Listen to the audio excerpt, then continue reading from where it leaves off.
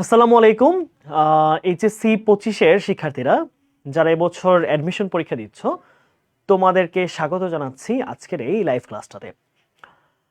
আমরা কথা দিয়েছিলাম যে তোমাদেরকে আমরা গুচ্ছর আগে, তোমাদের গুচ্ছ ভর্তি পরীক্ষার আগে শেষ সময়ে আমরা তোমাদের কিছু প্রশ্ন অ্যানালাইসিস ক্লাস নিব এবং সেই ক্লাসগুলোর মাধ্যমে তোমরা যেই টপিকগুলো পড়েছো সেটার একটা তোমরা ইনসাইট পাবা এবং এতে যেটা হবে তোমার পড়াশোনাগুলোর খুব ইম্পর্টেন্ট কিছু জিনিস তুমি আসলে জিস্ট নিতে পারবা আমাদের এই লাইভ ক্লাসগুলো থেকে। সো আজকে শুরু করছি আমাদের জিএসটি স্পেশাল ইংলিশ ক্লাস এবং এটা পাওয়ার্ড বাই হচ্ছে আমাদের মিশন এফপিএস 1.0। সো যারা যারা 25 ব্যাচের আছো কমার্সের স্টুডেন্ট, তোমাদেরকে আজকে ক্লাসে স্বাগত জানাচ্ছি। তোমার বন্ধু অথবা ক্লাসমেট যারা আছে তুমি তাদেরকে একটু মেনশন করো, তাদের কাছে ক্লাসটা একটু শেয়ার করে দাও এবং আমরা সবাই মিলে আজকে ক্লাসে ইংরেজি নিয়ে একটু কথাবার্তা বলার চেষ্টা করব। আমি একটু দেখি তোমরা একটু বন্ধুদেরকে ক্লাসটা শেয়ার করো, এর মধ্যে আমি একটু ক্লাসটাকে আমিও শেয়ার করে দিই। হ্যাঁ,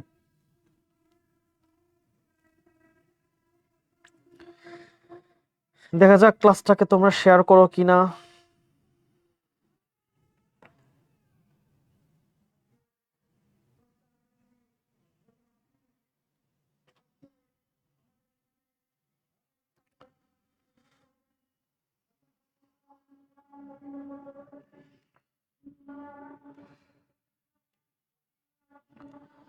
ওকে, দেখি সবাই একটু শুনতে পাচ্ছ কিনা কথাবার্তা সবকিছু। ভাই কেমন আছেন? ভালো আছি, তোমাদের কি অবস্থা? সাউন্ড ঠিক আছে?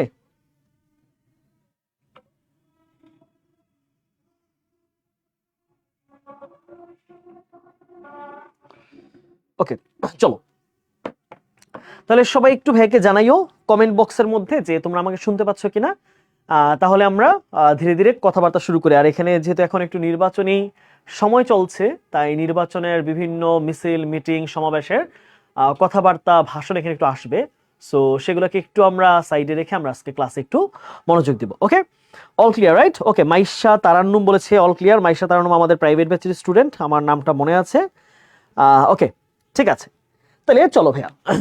তোমরা জানো এবছর 25 ব্যাচের তোমরা যারা ছিলা, তোমাদের জন্য আমাদের সি ইউনিটের যারা বিজনেস ফ্যাকাল্টিতে তোমরা পড়াশোনা করতে চাচ্ছ, তোমাদের জন্য আমাদের আয়োজন ছিল মিশন এফবিএস 1.0 কোর্সটা। এবং সেই কোর্সটা আমরা ঢাকা ভার্সিটির আগে আমরা সকল প্রিপারেশন শেষ করেছি। তোমরা ঢাবির পরীক্ষা দিয়েছো, চবি সহ বেশ কিছু পরীক্ষা তোমরা শেষ করেছো। যেহেতু পরীক্ষাগুলো একসাথে হয়ে যায়, একটার পর একটা পরীক্ষা যেহেতু একসাথে হয়ে যায়, মাঝখানে আসলে ক্লাস দেওয়াটা বেশ একটু কঠিন হয়ে যায়। কিন্তু আমরা জানি যে আমাদের গুচ্ছের পরীক্ষার আগে আমাদের বেশ বড় একটা গ্যাপ আছে। এখন যেহেতু গুচ্ছের পরীক্ষার আগে গ্যাপ আছে, তাই তোমাদের এই সময়টাতে যেন পড়াগুলোকে আবার একটু রিভাইজ করা যায় এবং সেই রিভিশনের মাধ্যমে যেন তোমাদের পড়াটা আবার একটু উজ্জীবিত হও, তোমরা তোমরা যেন পড়াগুলোকে একটু গুছিয়ে নিতে পারো, আর একটু তোমরা রিভাইজ করতে পারো, একটু স্মরণে নিতে পারো। তার জন্যই আমাদের আজকের এই আয়োজন। আয়োজনটা শুধুই আজকের জন্য না, আজকের পর থেকেও এই ক্লাসগুলো চলমান থাকবে। তোমাদের কমার্সের অ্যাডমিশনে যেই যেই টপিক থেকে প্রশ্ন আসে বা যেই যে সাবজেক্টের প্রশ্ন আসে, সকল সাবজেক্টের ক্লাস হবে। দ্যাট মিনস ইংলিশ ক্লাস আজকে পাচ্ছ, তারপরে বাংলা আছে, তোমাদের হচ্ছে ফিন্যান্স ব্যাংকিং, ফিন্যান্স ব্যাংকিং এর সাথে হয় মার্কেটিং, ম্যানেজমেন্ট, অ্যাকাউন্টিং, প্রত্যেকটা ডিপার্টমেন্টে তোমাদের ক্লাসের আয়োজন আমরা করছি। তাহলে গুচ্ছর জন্য যদি তুমি শেষ মুহূর্তে আরেকটা সুন্দর প্রিপারেশন নিতে চাও, তাহলে কিন্তু তোমাকে এই ক্লাসগুলো করতে হবে, বুঝছো? ওকে, আমাদের সাথে বেশ কয়েকজন জয়েন করেছো। ভাইয়া ইংলিশ সাজেশন দিবেন আজকে? সুকান্ত, সাজেশন বলতে তো আর নতুন কিছু না, আমরা সাজেশন বলতে যা পড়িয়েছে কোর্সে সবকিছুই সাজেশন। আর আজকে আলাদা করে সাজেশন না, আজকে আমরা টপিক ভিত্তিক একটু আলোচনা করব। বেশ কিছু টপিক গুরুত্বপূর্ণ যেগুলো আসলে রিপিট হয়, যেই যেই টপিকগুলো থেকে প্রশ্ন রিপিট হয়, আমরা ওই টপিকগুলোই পড়বো আজকে, বুঝছো? যে টপিকগুলো বারংবার প্রশ্ন আসে গুচ্ছতে, এগুলো থেকে প্রতি বছরে একটা দুটা করে কোয়েশ্চেন হয়, আমরা ওই রিলেটেড বেশ কিছু কোয়েশ্চেন আজকে আমরা সাজিয়েছি এবং আমরা সেই প্রশ্নগুলো আজকে অ্যানালাইসিস করব। সো সাজেশন বলা যাবে না, সাজেশন এই অর্থে যে পড়াগুলো রিভিশন করছি সেই সাজেশন দিব তোমাদেরকে রিভাইজ দেওয়ার, আর স্পেসিফিক টপিকের সাজেশন বললে আজকে সেটার আয়োজন নেই। ওকে, বাট সুকান্ত, আশা করছি ক্লাসটা করলে তুমি উপকৃত হবা, অপকৃত হবা না। ওকে, যারা যারা শেয়ার না করা তুমি ক্লাসটা শেয়ার করে দাও, ইনশাআল্লাহ আমরা শুরু করছি। ওকে, চলো শুরু করি। সবাই একটু খাতা কলম নিয়ে বসো। GST special English powered by mission FBS 1.0। আর তোমাদের এই পুরো আজকের আয়োজন জুড়ে তোমাদের সাথে আছে তোমাদের মানিক ভাইয়া। পড়াশোনা শেষ করেছি ঢাকা ইউনিভার্সিটি থেকে, 2017-18 সেশন থেকে ঢাকা ভার্সিটিতে পড়াশোনা করছি এবং অনার্স মাস্টার্স দুইটাই সম্পন্ন করেছি। ওকে, বিসমিল্লাহির রহমানির রহিম। পরম করুণাময় অসীম দয়ালু আল্লাহ তাআলার নামে শুরু করছি। আল্লাহ যেন আমাদেরকে নেক ভাবে পড়াশোনা করার তৌফিক দান করেন। ওকে, আসো চলো প্রথম কোয়েশ্চেন। ওকে, আমরা এমসিকিউ আকারে আজকে প্রশ্নগুলো সলভ করব। তোমরা জানো তোমাদের ঢাকা ভার্সিটিতে এমসিকিউ 12টা থাকলেও গুচ্ছে কিন্তু তোমাদের 15টা এমসিকিউ। হ্যাঁ, 15টার মধ্যে 3টা বা 4টা আসবে প্যাসেজ থেকে, একটা ছোট্ট প্যাসেজ থাকবে আনসিন, বাট বাকিগুলো কিন্তু 12টা, কখনো 13টা, কখনো 11টা প্রশ্ন হচ্ছে গ্রামার থেকে বা ভোকাবুলারি থেকে থাকে। সো আজকের ক্লাসের মধ্যে আমরা সেই রকম প্রশ্নগুলো আলোচনা করব। ওকে, চলো ভাইয়া, চলো আমরা শুরু করছি। ওকে, সবাই মনোযোগ দিবা ক্লাসে, ভাইয়ার সাথে একদম সুন্দরভাবে বুঝবা, ঠিক আছে?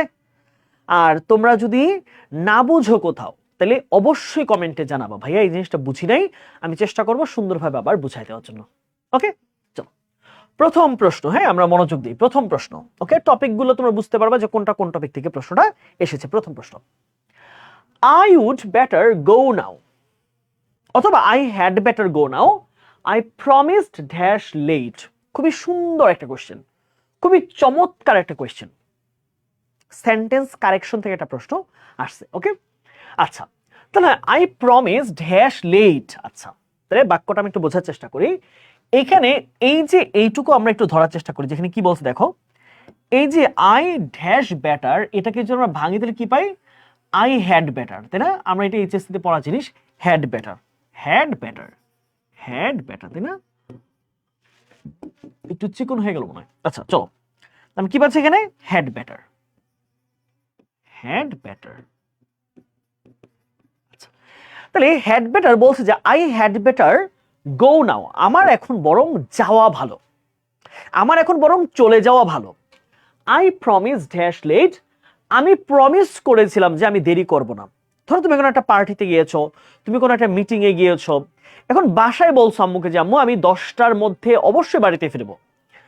এখন এই জায়গায় সেন্টেন্সের প্যাটার্নটা আসলে কিভাবে লিখবা? যে আমি প্রমিস করেছিলাম যে আমি দেরি করব না। তাহলে এই সেন্টেন্সটাকে আমরা একটু যদি সেন্টেন্সটাকে কাঠামোটা চিন্তা করি, I promised not going late, not to being late, to not be late, I wouldn't be late, তাহলে I promised dash। ওকে, আচ্ছা, তাহলে আমরা একটু প্যাটার্নগুলো খেয়াল করি। হ্যাঁ, আমরা কোনটা কোনটা বাদ দিতে পারি সেটা আগে আমরা মাথায় রাখি। দেখো, নট টু, আমরা জানি টু হচ্ছে কি বলতো ভাইয়া? টু হচ্ছে একটা ইনফিনিটিভ মার্কার, রাইট? তাহলে টু এর পরে কি হয়? ভার্বের বেস ফর্ম হওয়ার কথা ছিল। টু এর পরে কি বসে? টু এর পরে বসে হচ্ছে ভার্ব, যেটা বসাচ্ছ তার ভার্বের বেস ফর্ম। তার মানে টু এর সাথে আইএনজিও বসবে না, টু এর সাথে ভি টুও বসবে না, টু এর সাথে ভি থ্রিও কিন্তু বসবে না। কি বসবে? ভার্বের বেস ফর্ম। তাহলে এখানে কি বেস ফর্ম হয়েছে? না, এখানে আইএনজি হয়ে গেছে। তাহলে এটা উত্তর হতে পারে না। টু নট বি, হ্যাঁ এখানে ঠিক আছে ভাইয়া যে টু এর পরে বি দিয়েছে ভার্বের বেস ফর্ম, কিন্তু নেগেটিভ কিন্তু আগে নট দিতে হয়। আমরা যখন নেগেটিভ করব আগে কি দিতে হবে? এই প্যাটার্নটা, এটা ভুল। এটা যদি এভাবে লিখতো, দেখো যদি এভাবে লিখতো not to be, not to be, তাহলে কিন্তু ঠিক ছিল। খেয়াল রাখবা ইনফিনিটিভের আগে নট বসে। হ্যাঁ, ইনফিনিটিভের যে টু আছে তার আগে নট হয়। তারপরে টু প্লাস ভার্বের বেস ফর্ম, এটা অ্যাফার্মেটিভ। তাহলে এটা যদি নেগেটিভ করে তাহলে কি দাঁড়াবে? আগে দিতে হবে নট, তারপরে দিতে হবে টু, তারপরে দিতে হবে কি? ভার্বের বেস ফর্ম। খুব ভালোভাবে খেয়াল করো, আমরা ইনফিনিটিভের দুইটা স্ট্রাকচার মনে রাখবো। একটা হচ্ছে যদি অ্যাফার্মেটিভ সেন্টেন্স হয় তাহলে কি হবে? টু এর পরে ভার্বের বেস ফর্ম। সবাই একটু মনোযোগ দিয়ে রাখো, এগুলো তোমার এক্স্যাক্টলি পরীক্ষার কাছে লাগবে। তাহলে অ্যাফার্মেটিভ সেন্টেন্স প্যাটার্ন আমরা কি করি? টু এর পরে ভার্বের বেস ফর্ম। আর যদি সেন্টেন্সটা নেগেটিভ হয় তাহলে নটটা আগে হবে, তারপরে টু, তারপরে be. Not to be, I decided not to be there, I decided not to go there, I decided not to meet her. তাহলে নট টু, টু নট কিন্তু হয় না। তাহলে এই প্যাটার্নটা কিন্তু আমাদের ভুল আছে। ওকে, আই প্রমিস নট গোয়িং। আচ্ছা, নটের পরে সরাসরি কিন্তু গোয়িং দেওয়া যায় না, নটের পরে কিন্তু সরাসরি গোয়িং দেওয়া যায় না। কি করতে হবে? আমাকে হয় দিতে হবে আই প্রমিস নট টু গো, তাই না? নট টু গো দিতে হবে। তাহলে নটকে যদি আমরা এই সেন্টেন্সকে যদি পূর্ণাঙ্গ করি তাহলে কি দাঁড়াচ্ছে? Not to go, not to go. এইটা দিলে কিন্তু ঠিকঠাক ছিল, I promised not to go late. আমি দেরি করে না যাওয়ার প্রতিজ্ঞা করেছিলাম। আচ্ছা, তাহলে আমার হাতে রইল কি একটা অপশন। তাহলে খেয়াল করো এই প্রমিসড কোন টেন্সে আছে, খেয়াল করতে ভাইয়া, এই যে এইটুকু আমার অংশটা, হ্যাঁ, এই ক্লজটা কিসে আছে, V2 তে, মানে পাস্ট টেন্স। তাহলে আমরা জানি কি এর পরে যে ক্লজটা হবে সেটাও কিসে হবে, সেটাও কিন্তু পাস্ট টেন্সেই হবে। কিসে হবে, পাস্ট টেন্সে হবে। কিসে হবে ভাইয়ারা বলো দেখি, পাস্ট টেন্সে হবে। ওকে, তাহলে আই প্রমিসড, তাহলে পরের যে ক্লজটা আছে সেটাকেও সে কিসের দিকে নিয়ে যাবে, পাস্টের দিকে। তাহলে আমরা জানি উইলের পাস্ট ফর্ম কি হিসেবে ইউজ হয়, উড। তাহলে আই উড নট বি, এবং নটের পর আমরা জানি কি নটের পরে বি বসে, বিং কিন্তু বসে না, বা গোয়িং বসে না। তাহলে I promised I would not be late, I would not be late. Okay, তার উত্তর কোনটা হচ্ছে বলো দেখি, উত্তর কোনটা হবে, উত্তর আমাদের সঠিক উত্তর আমাদের হচ্ছে ডি নাম্বার। তাহলে এরকম যদি আমাদের প্রশ্ন আসে সেন্টেন্স মেকিং আমরা কি পারবো বলো তো? সবাই একটু উত্তর জানাও, যারা যারা পারছো বা যারা যারা তোমরা বুঝতে পারতেছো একটু খেয়াল রাখো। হ্যাঁ, তাহলে আমি দুইটা জিনিস খেয়াল করব, নটের পরে গোয়িং হয় না, নট টু গো, রাইট? ফ্রেজটা কি হবে, ইনফিনিটিভ, নট টু গো। দিন আমরা কি পাইলাম, নট টু। তাহলে নট টু যদি গো হয় তাহলে এখানে কি হবে, নট টু বিং হবে না, নট টু বি, ভার্বের বেস ফর্ম। তাহলে টু নট হয় না, তাহলে সেন্টেন্সের প্যাটার্ন কি, আগে নট তারপরে টু, তাহলে একই জায়গায় কিন্তু ভুল হইলো। তাই আমরা কি পাচ্ছি, এই যে প্রথম যে ক্লজটা আছে সেটা যেহেতু আমাদের কি, আমাদের প্রিন্সিপাল ক্লজ যেহেতু পাস্ট টেন্সে আছে, তাহলে সাবঅর্ডিনেটটাও কি হবে, পাস্ট টেন্সে হবে। তাহলে উইলে পাস্ট ফর্ম কি, উড নট বি লেট। তাহলে I promised I would not be late, তাহলে আমি প্রতিজ্ঞা করেছিলাম যে আমি দেরি করব না। তাহলে বলেছে কি, আই উড রাদার বা I had rather go now, আমার এখন যাওয়া উচিত, আমার এখনই যাওয়া ভালো। I promised I would not go late, কারণ বা I would not be late, কারণ আমি প্রতিজ্ঞা করে আসছিলাম যে আমি দেরি করব না, আমি সময় মতো চলে যাই। বুঝে গেল ভাইয়া? কুমিল্লা ভার্সিটির জন্য কি এটা দেখবো? অবশ্যই অবশ্যই সাব্বির, কুমিল্লা ভার্সিটি যারা ভর্তি পরীক্ষা দিবা সিউনিটে, তোমাদের জন্য এই ক্লাসটা খুবই খুব ইম্পর্টেন্ট, খুব বেশি ইম্পর্টেন্ট। ওকে, আসো তারপরে প্রশ্ন আমরা একটু দেখি। হ্যাঁ চলো, হ্যাঁ ওকে, মজার একটা question, very very important, tense থেকে আসা প্রশ্ন, সবাই একটু চিন্তা করো, যাচাই করো। Shelly has been working here. হ্যাঁ, শ্যালি একটা মানুষের নাম, একটা মেয়ের নাম। Shelly has been working here কোন টেন্সে আছে ধরার চেষ্টা করো। হ্যাজ অথবা হ্যাভ এর পরে যখন বিন প্লাস ভার্বের আইএনজি থাকে তাহলে এটা আমরা কোন টেন্সে ধরি, Shelly has been working here, তাহলে কি পাচ্ছি, এটা present perfect continuous, present perfect continuous, ঠিক আছে? আচ্ছা, এখন মজার হচ্ছে আমাদের যখন আমরা প্রেজেন্ট পারফেক্ট অথবা প্রেজেন্ট পারফেক্ট কন্টিনিউয়াস টেন্স ব্যবহার করি, আমরা দুইটা স্ট্রাকচার দেখি, একটা কি, একটা হচ্ছে সিন্সের ব্যবহার আর হচ্ছে ফরের ব্যবহার। এখন প্রশ্ন হচ্ছে ফর এবং সিন্সের ব্যবহার আমরা কিভাবে সহজে ধরতে পারবো। দেখো, আমরা ছোট্ট করে তোমাকে একটা ট্রিক্স শিখাই, তোমার মানে একদম আর কোনো ঝামেলা হবে না। ফর আর হচ্ছে সিন্স। ওকে, ফর কখন বসে বলো তো ভাইয়া? ফর বসে হচ্ছে কোনো পিরিয়ড অফ টাইম বোঝালে, period of time. Okay, period of time. আচ্ছা, আর সিন্স কখন বসে? যখন বোঝায় কোনো point of time, point of time. Okay, point of time বোঝায়। তাহলে আমরা দুইটা তথ্য পেলাম, একটা হচ্ছে পিরিয়ড অফ টাইম আর হচ্ছে পয়েন্ট অফ টাইম। এখন প্রশ্ন হচ্ছে পিরিয়ড অফ টাইম কি আর পয়েন্ট অফ টাইম আসলে কি বোঝায়? দেখো, পিরিয়ড অফ টাইম মানে হচ্ছে একটা ডিউরেশন, একটা কি স্থায়িত্বকাল, কোনটা ডিউরেশন বোঝায় কত দিন ধরে হচ্ছে কাজটা। হ্যাঁ, আর পয়েন্ট অফ টাইম বোঝায় যে কাজটার স্টার্টিং পয়েন্টটা কখন থেকে শুরু হয়েছে। তাহলে খেয়াল করবা, যখন স্টার্টিং পয়েন্ট দেওয়া থাকবে, স্টার্টিং পয়েন্ট, ওকে, স্টার্টিং পয়েন্টটা যদি দেওয়া থাকে, স্টার্টিং পয়েন্ট দেওয়া থাকে কি ইউজ করবা, সিন্স। আর যদি কতদিন যাবত মানে ডিউরেশন অফ টাইম দেওয়া থাকে, মানে ডিউরেশন কাজটা কতদিন যাবত হইতেছে, ডিউরেশন দেওয়া থাকলে কি হবে, পিরিয়ড অফ টাইম। যেমন ধরো আমরা যদি বলি যে ধরো ফর 2 আওয়ার্স, ফর 2 আওয়ার্স, দেখো কাজটা ঠিক কয়টা বাজে শুরু হয়েছে সেটা কিন্তু এখানে স্পষ্ট না, কিন্তু কাজটা কতক্ষণ যাবত চলতেছে সেটা স্পষ্ট, ফর 2 আওয়ার্স, 2 ঘন্টা যাবত। অথবা হতে পারে ফর 5 ইয়ার্স, ফর 5 ইয়ার্স, ওকে, বা 5 মান্থস, 5 মাস ধরে। তাহলে কবে থেকে কাজটা শুরু হয়েছে সেটা ক্লিয়ার না, বাট 5 মাস ধরে চলছে। আর এখানে খেয়াল করো নির্দিষ্ট সময় থাকবে, যেমন ধরো সিন্স মর্নিং, ঠিক সকাল থেকে, তাই না? তারপরে নির্দিষ্ট সময় সকালবেলা, অথবা সিন্স 1998 সাল থেকে। তার মানে যদি নির্দিষ্ট সময়টা কখন শুরু হয়েছে কাজটা এটা বলা হয় তাহলে সিন্স, আর যদি কখন শুরু হয়েছে সেটা বলা হচ্ছে না, কয় দিন ধরে, কয় বছর ধরে, কয় মাস ধরে, কত ঘন্টা ধরে কাজটা চলতেছে, ডিউরেশনটা বোঝানো হয়, তাহলে কি হবে? পিরিয়ড অফ টাইম মানে ফর। তাহলে এখন প্রশ্ন করেছে আমাদের, যে প্রশ্ন করা হয়েছে Shelly has been working here dash 6 months, শ্যালি এখানে 6 বছর যাবত, না 6 মাস যাবত কাজ করছে। তাহলে 6 মাস এটা কি? এটা ডিউরেশন, রাইট? তাহলে এই 6 মান্থস কি? এটা ডিউরেশন। এটা কি? ডিউরেশন। আর ডিউরেশন মানে কি বলতো ভাইরা? ডিউরেশন মানে হচ্ছে period of time, period of time, তাই না? Period of time.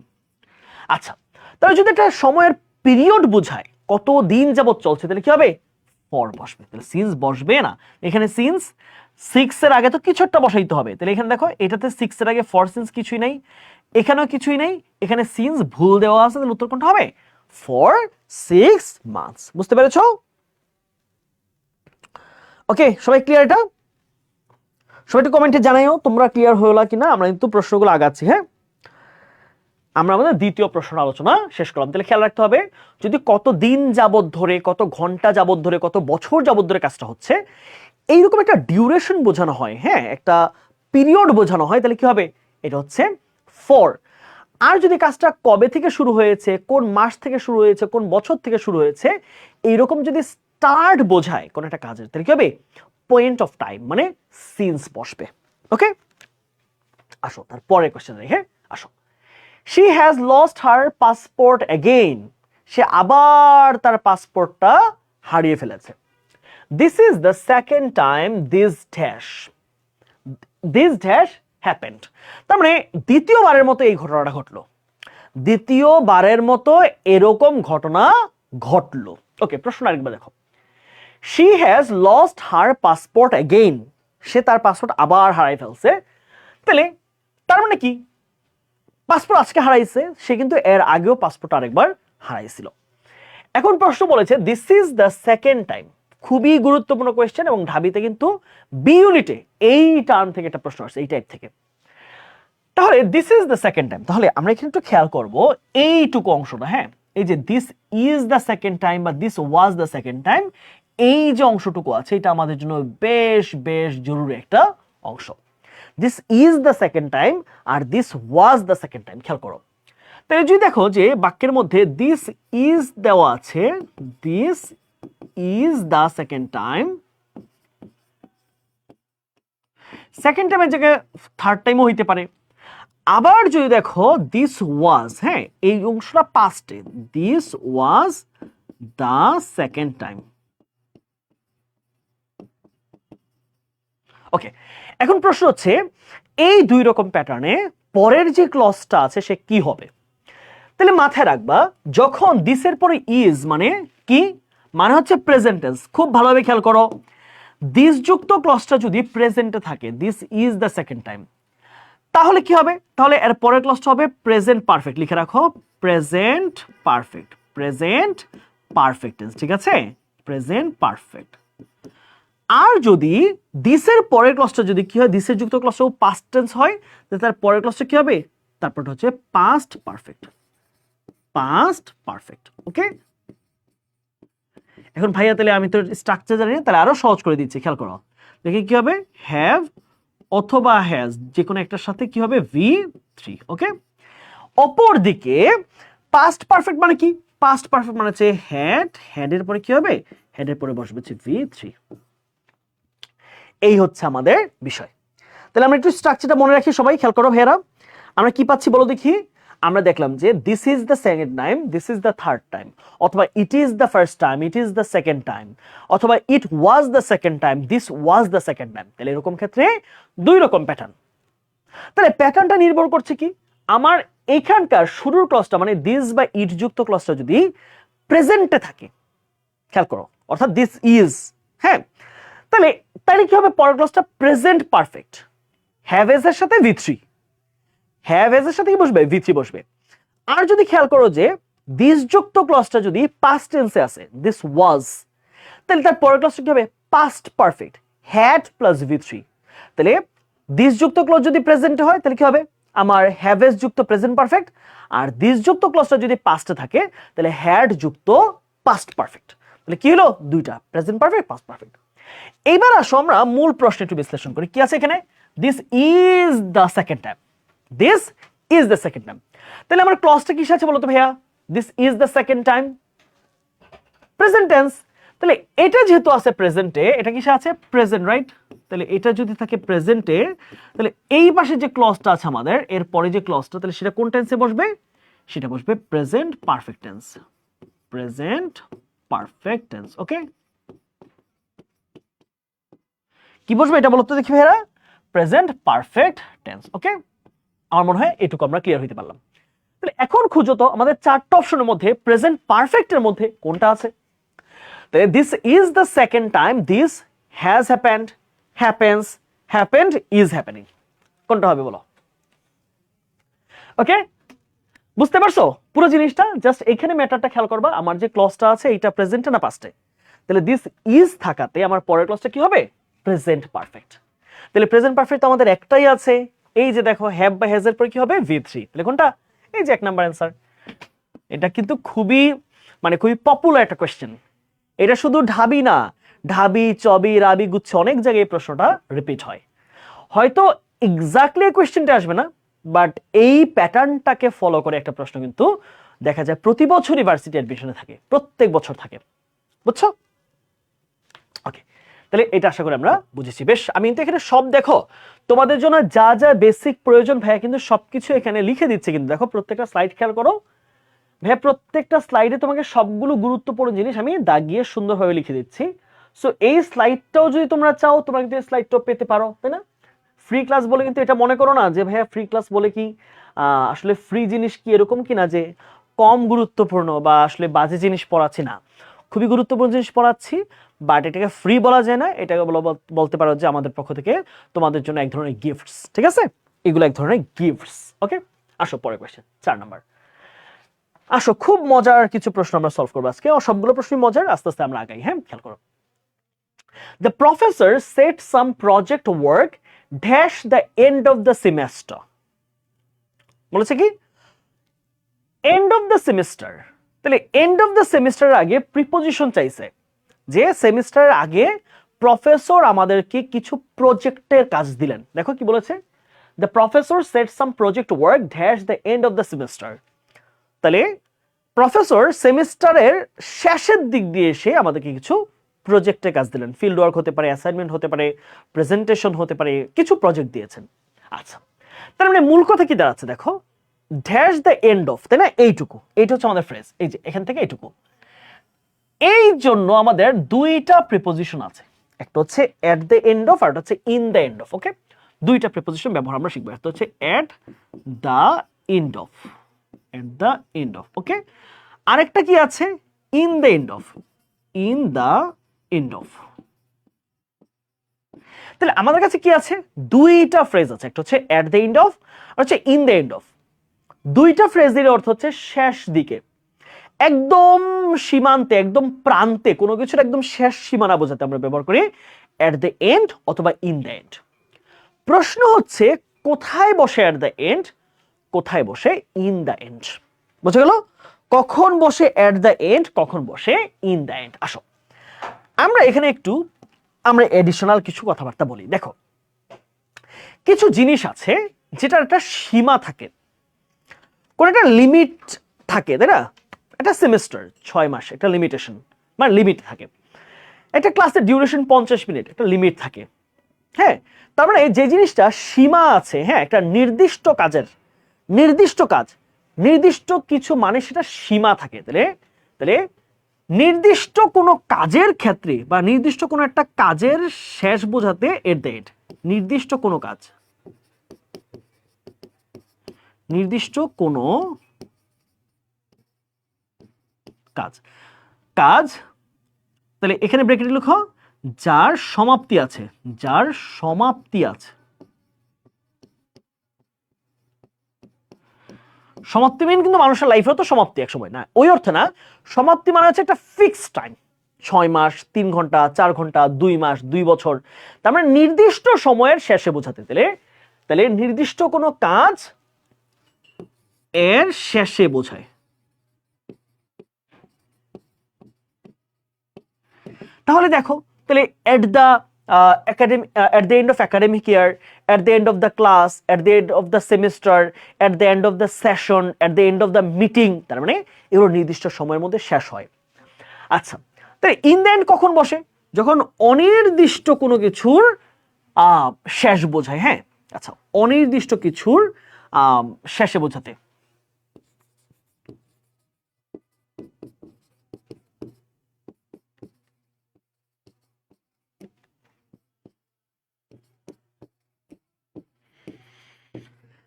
আচ্ছা ভাইয়া, তাহলে অনির্দিষ্ট মানে কি? কোন 6 মাস, 3 মাস, 3 বছর, 2 মাস এইরকম করে কোনো লিমিটেশন থাকবে না, কোনো লিমিট নাই এখানে, লিমিটের কোনো কথাই আসবে না। তাহলে খেয়াল করো, যেমন বলছে সেমিস্টার, সেমিস্টার কি সাধারণত কয় মাস হয়? একটা সেমিস্টার 6 মাস হয়। কত মাসে হয়? 6 মাস। ট্রাইমিস্টার হয় অনেক ইউনিভার্সিটিতে, সেমিস্টার হয় অনেক ইউনিভার্সিটিতে। তাহলে যেহেতু সেমিস্টারের একটা সীমা থাকে 6 মাসের, তাহলে সেমিস্টারের যেহেতু সীমাবদ্ধ একটা সময়, তাহলে তার শেষে কি হবে? তার শেষ হবে হচ্ছে এট দ্য এন্ড। বুঝে গেল? কিন্তু যদি সময়টা নির্দিষ্ট না থাকে, কোনো একাডেমিক ইয়ারের কথা না বলে, মিটিং এর কথা না বলে, কোনো একটা ফটো সেশনের কথা না বলে, কোনো একটা ক্লাসের কথা না বলে, ডিউরেশনের কথা না বলে, তাহলে নির্দিষ্ট টাইম যদি উল্লেখ করা না থাকে, তাহলে হবে in the and, in the end of my life. বুঝা গেল? আমার জীবনের শেষ মুহূর্তে এসে। আসো, তাহলে আগের প্রশ্নটা বুঝলাম কিনা আমরা এই উত্তরটা দিয়ে এটা ক্লিয়ার হইতে পারবো। বুঝছো? খেয়াল করো, what the wise do in the beginning.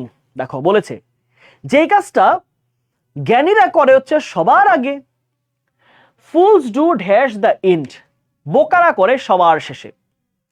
এইখানে কি কোনো কিছু নির্দিষ্ট সময় বলে দিছে যে অমুক জিনিসের আগে, মিটিং এর আগে করে, জ্ঞানীরা যেটা ক্লাসের আগে করে, জ্ঞানীরা যেটা হচ্ছে সেশনের আগে করে, জ্ঞানীরা যেটা খাবার খাইতে যাওয়ার আগে করে, তার মানে কোনো নির্দিষ্ট টাইম কি বলেছে যেটা সীমাবদ্ধ?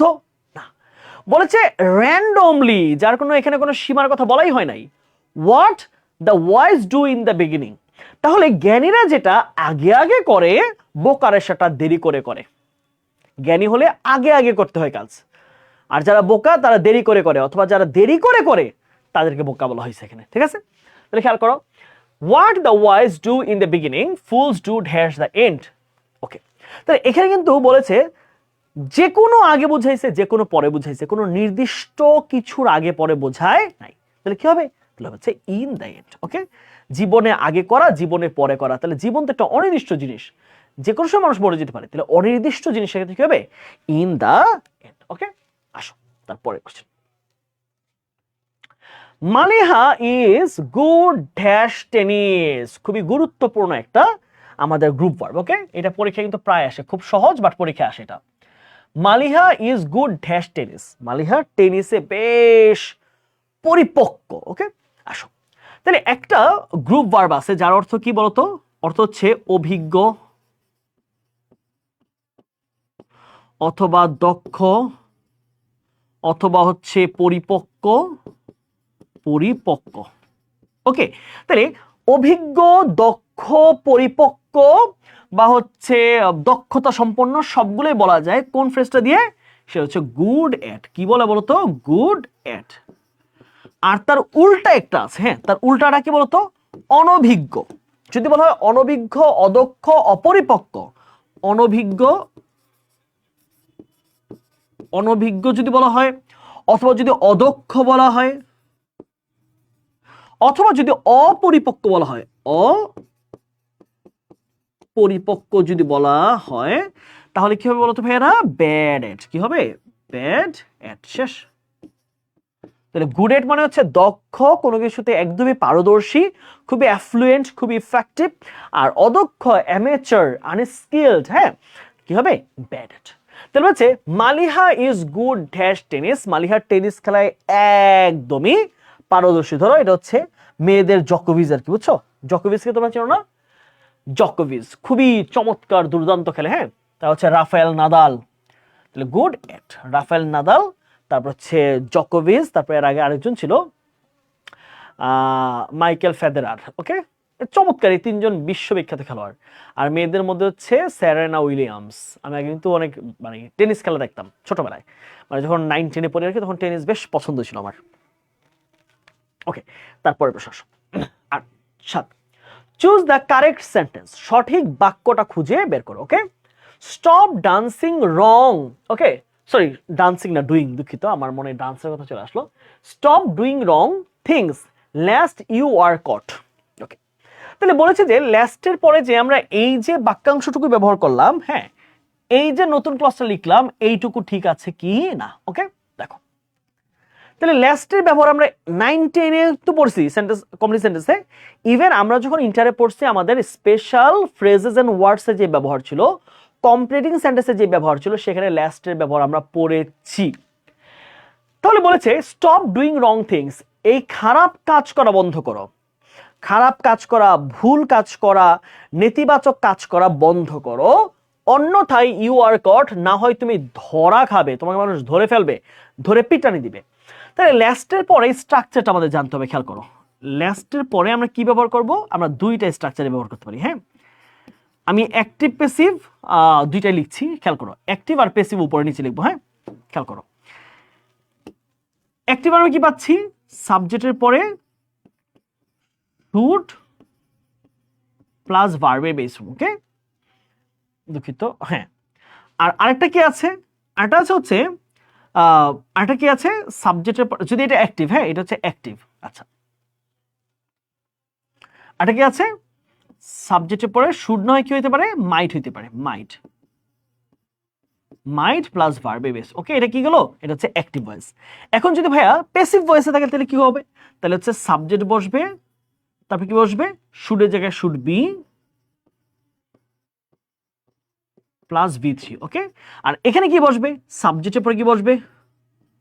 মাইট এর জায়গায় কি বসবে? Might be, might be plus ভার্বে V3। ওকে, এই হচ্ছে আমাদের দুইটা প্যাটার্ন, খেয়াল রাখো, শুড বি অথবা মাইট বি। তাহলে এখন আমরা কি অন্যগুলো বসাতে পারবো? আমরা যে গ্রামার পড়ছি সেখানে আসলে কিছু জিনিস আছে এগুলো আসলে লজিক দিয়ে বিবেচনা করা যায় না। যেমন এখানে কিন্তু উড বি কট দিলেও কিন্তু অ্যান্সার হয়, অনেকটা অ্যান্সার হয়। বাট গ্রামারের সূত্র অনুযায়ী আমরা দেখি যে ল্যাস্টের পরে আমরা কি ব্যবহার করি? আমরা শুড বা মাইট নেই, বাকিগুলো কিন্তু আমরা নেই না। তাহলে শুড বা মাইট কোথায় আছে? দেখো এখানে কি মাইট আছে, শুড আছে? নাই। খুব ভালোভাবে খেয়াল করো। তাহলে এখানে কি আছে? শুড বা মাইট? নাই। তাহলে এটা হবে না উত্তর। শুড বা মাইট আছে? নাই। মাইট আছে, মাইট নাই। তাহলে এটাও কাটা, তাহলে উত্তর হবে কোনটা? উত্তর হবে একটাই, মাইট বি কট। তাহলে এই যে এটা হয়েছে, দেখো এই যে মাইট বি কট, এই যে এইটার এক্সাম্পলটা মাইট বি কট। বুঝছো? উত্তর কোনটা হবে? উত্তর হবে কিন্তু আমাদের ডি নাম্বার। হ্যাঁ, সবাই একটা অ্যান্সার করো। তারপর আসো 8 number. The performance of our players was rather worse than I had expected. Okay, আচ্ছা, was bad as I had expected, worse than I had expected, worse than expectation, worse than was expected. ওকে, চিন্তা করো কোনটা হবে। সবাই একটা answer করো। হ্যাঁ, সবাই কমেন্টগুলো একটু পড়ি দ্রুত।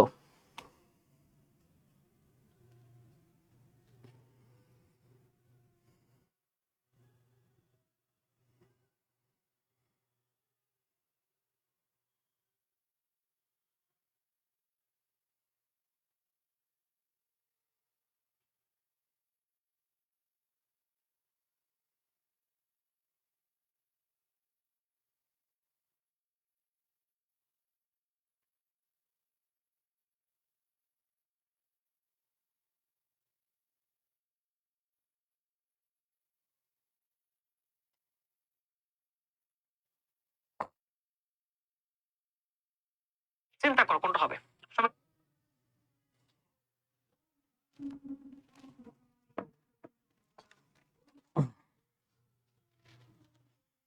সবাই অ্যান্সার আমি প্রত্যাশা করছি, ঠিক আছে?